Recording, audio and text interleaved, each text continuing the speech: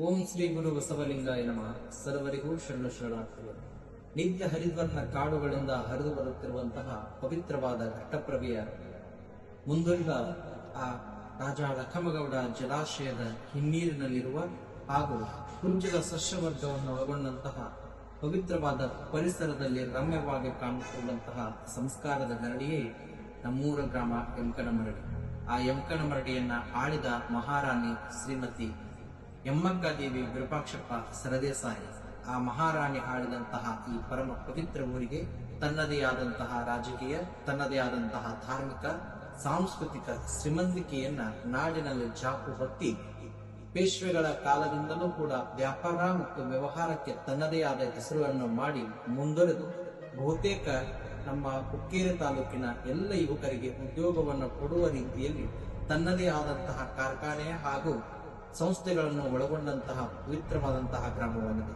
ಸ್ವಚ್ಛತೆ, ರಾಜಕೀಯದಲ್ಲಿರ್ತಕ್ಕಂತಹ ಹೋರಾಟ, ಬದುಕಿನ ಸಾಮರಸ್ಯ, ಜನರ ಹೊಂದಾಣಿಕೆ, ಮಠ ಮಂದಿರಗಳ ಮೇಲಿರುವಂತಹ ಭಕ್ತಿ, ಜನರ ಸಾಮಾಜಿಕ ಹಾಗೂ ಸಾಂಸ್ಕೃತಿಕ ನಡತೆಯ ಒಂದು ಪರಮ ಪವಿತ್ರವಾದಂತಹ ಪ್ರತೀಕವಾಗಿದೆ. ಇಂತಹ ಗ್ರಾಮವು ಶೌಚಾಲಯಗಳನ್ನು ಒಳಗೊಂಡು ಸಾಮಾಜಿಕ ಕ್ಷೇತ್ರಗಳಲ್ಲಿ ತನ್ನದೇ ವ್ಯವಸ್ಥೆಗಳನ್ನಿಟ್ಟುಕೊಂಡು ಶಿಕ್ಷಣ ಸಂಸ್ಥೆಗಳಲ್ಲಿ ಮುಂದುವರಿಯುತ್ತಿರುವಂತಹ ಈ ಊರಿಗೆ ಮಾನ್ಯ ಕರ್ನಾಟಕದ ಘನ ಸರ್ಕಾರ, ಮುಖ್ಯಮಂತ್ರಿಗಳಾದಂತಹ ಸಿದ್ದರಾಮಯ್ಯನವರು, ಉಪಮುಖ್ಯಮಂತ್ರಿಗಳು ಹಾಗೂ ನಮ್ಮ ಊರಿನ ಮತಕ್ಷೇತ್ರದ ಶಾಸಕರಾದಂತಹ ಮಾನ್ಯ ಸತೀಶ್ ಜಾರಕಿಹೊಳಿ ಅವರು, ಲೋಕೋಪಯೋಗಿ ಇಲಾಖೆಯ ಮಂತ್ರಿಗಳು ಎಲ್ಲರೂ ಸೇರಿ ನಮ್ಮ ಗ್ರಾಮಕ್ಕೆ ಗಾಂಧಿ ಗ್ರಾಮ ಪ್ರಶಸ್ತಿ ಪುರಸ್ಕಾರ ಬಂದಿದ್ದು ಶ್ಲಾಘನೀಯ ಹಾಗೂ ಅಭಿನಂದನಾರ್ಹವಾದಂತಹ ಸಂಗತಿಯಾಗಿದೆ.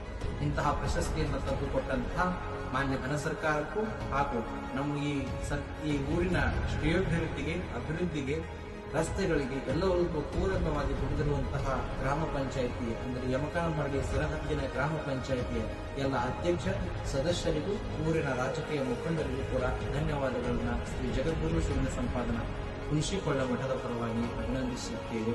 ಸರ್ವರಿಗೂ ಶರಣಾರ್ಥಿ.